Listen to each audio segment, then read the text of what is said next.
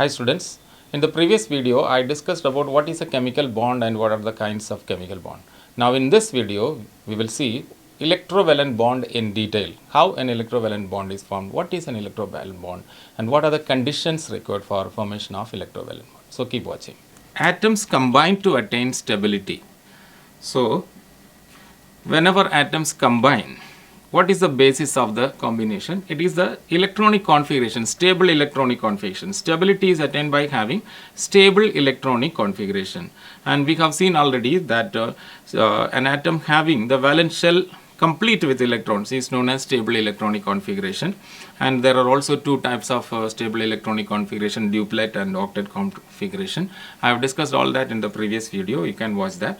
Now here we have different kinds of bonds. The first bond is electrovalent bond, and then we also have covalent bond and coordinate bond. In this video we are going to dwell on electrovalent bond.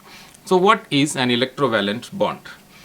An electrovalent or ionic bond is a bond formed by the transfer of electrons between two atoms. So atoms are transferring electron. One atom is giving, the other is accepting. The number of electrons transferred is known as electrovalence of that element. Now, to form an electrovalent bond or ionic bond, there must be, two atoms, one which is ready to donate electron, one or more electrons. There must be one atom capable of donating one or more electrons, and the other atom should be capable of accepting or gaining those electrons. So there must be another atom capable of accepting one or more electrons. So what do we get in this? An atom loses electron or donates electron, it will form cation. The other atom accepting or gaining electron will form anion. So cations and anions are formed here. So the bond between cations and anions, that is why it is also known as ionic bond. Now we need to understand what are the conditions essential for the formation of electrovalent bond. And we will explain these conditions in terms of the periodic properties which we studied in the previous videos. I have explained periodic properties. Now electronegativity difference, that is the first condition required. What is the condition required? There must be considerable difference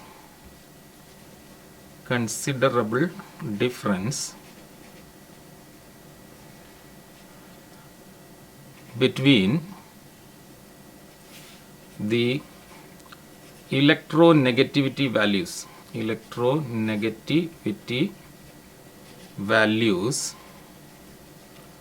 of the combining atoms.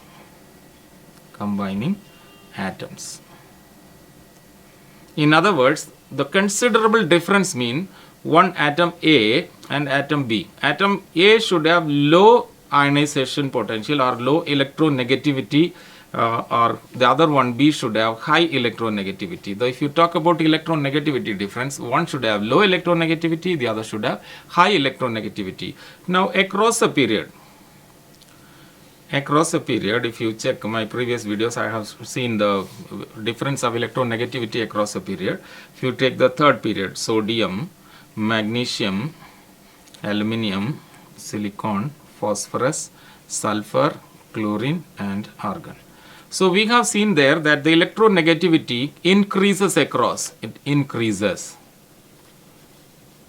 So when we talk about one atom with low electronegativity, that means it should be from the left hand side of the periodic table, LHS of the periodic table. And the other one with high electronegativity means it should be from the right hand side of the periodic table.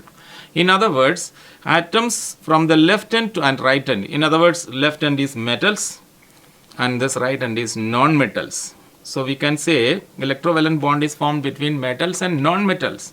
In other words, the neighboring elements in a period, they cannot form electrovalent bond because the difference is marginal. As we saw, this as low and this as high. So if you take the neighboring atom, these two atoms, the difference is very slight. But if you take alkali metals and halogens, they have very large difference in electronegativity because it is increasing this way. This is the highest and this one is the least.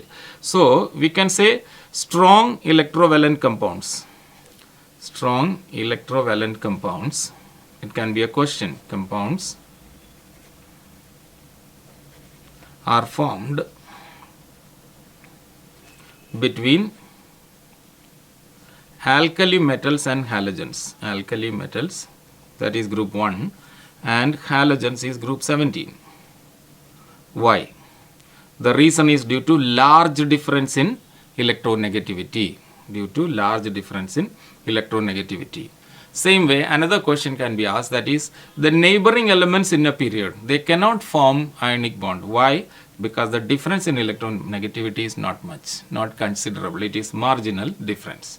So this is the first condition. So one atom should have low electronegativity, the other should have high electronegativity. Then only electrovalent bond can be formed. Okay, why? The reason is low electronegativity. Why low electronegativity? So that it can easily lose electron. The high electronegativity, it can gain electron, right? Now the second condition required is one of the combining atoms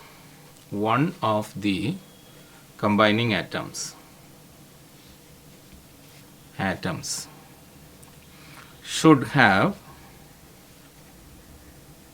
low ionization potential. IP is ionization potential, so that it can lose electrons easily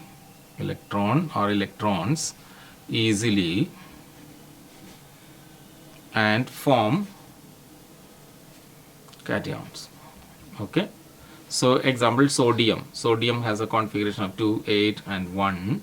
It has low ionization potential. We know ionization potential across a period: sodium, magnesium, aluminium, silicon, phosphorus, sulfur, chlorine and argon. Okay, so the ionization potential across is increasing. That's what we have studied already. I have discussed in previous videos.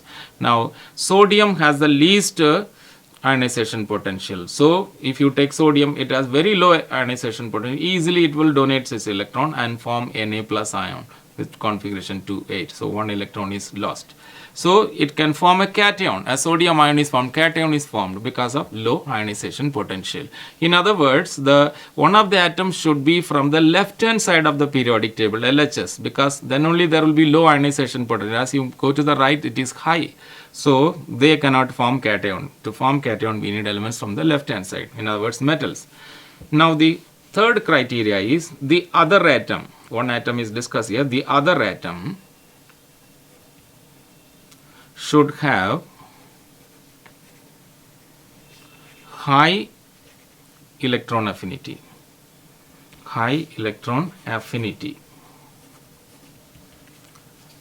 So that it can gain electrons easily.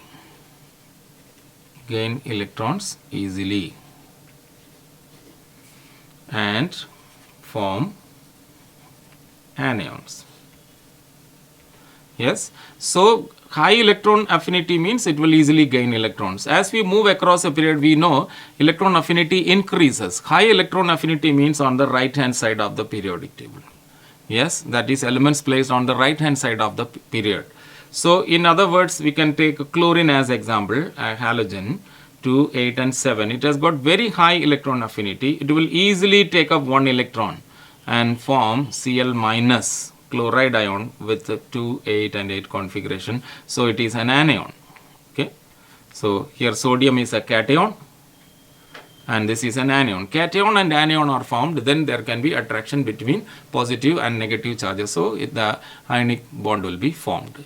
So what do you understand? So from the first property, there should be considerable difference. In other words, one element has to be from left hand side, the other has to be from right hand side.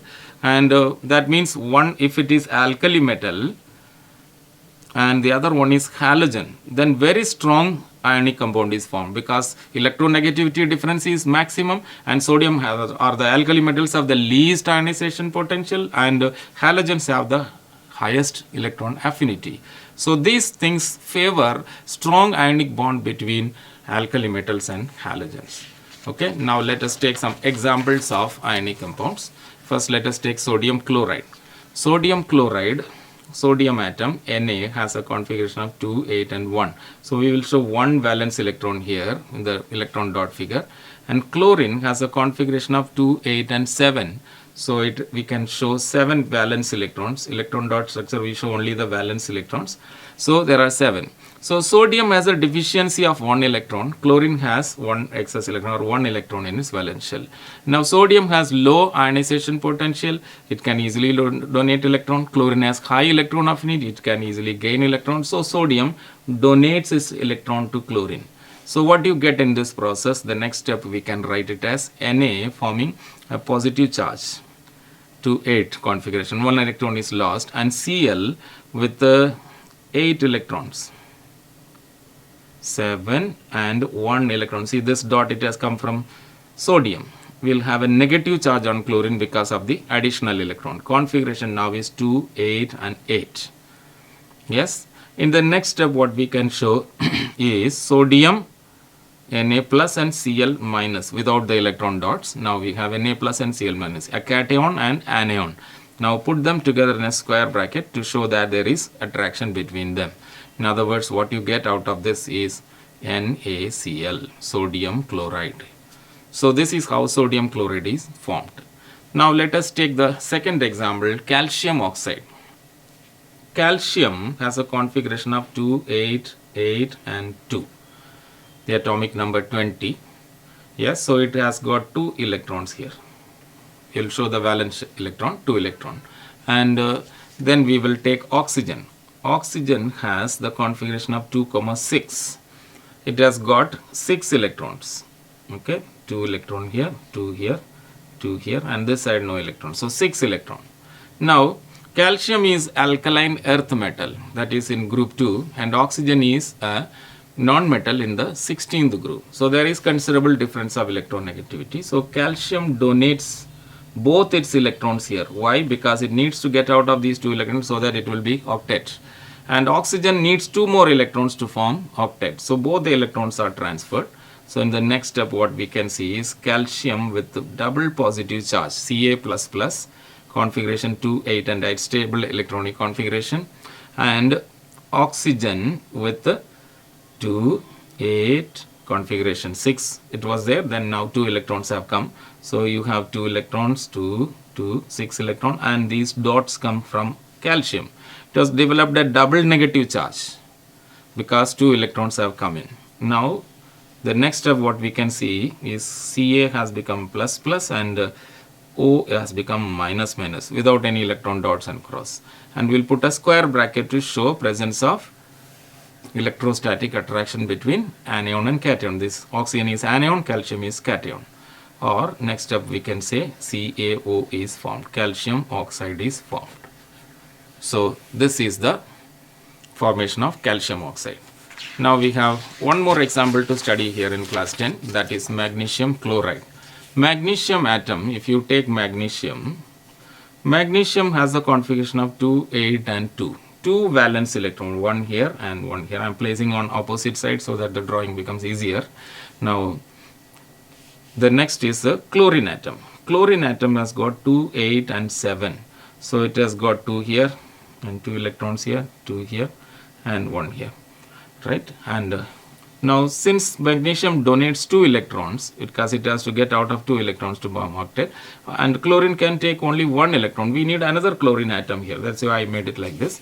One more chlorine atom is required to take the next electron.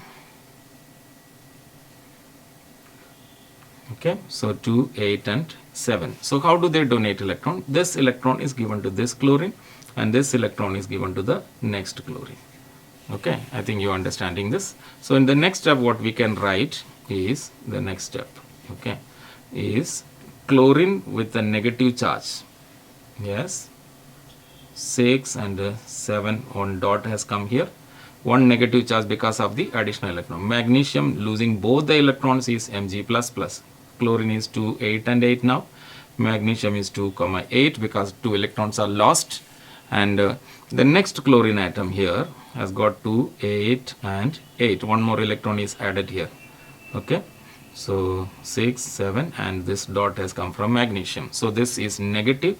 This chlorine is negative. This is positive, double positive. In the next step what you can write is, you can write Cl minus Mg++ and Cl minus. So this now put in square bracket to show there is attraction between anion and cation. Or the last step we can write magnesium chloride, MgCl2. So you understand why MgCl2 not MgCl, because magnesium will bond with 2 chlorine atoms. It donates 2 electrons and 2 chlorine atoms are required to take those 2 electrons. So this is magnesium chloride. So the third example of ionic bond. Okay.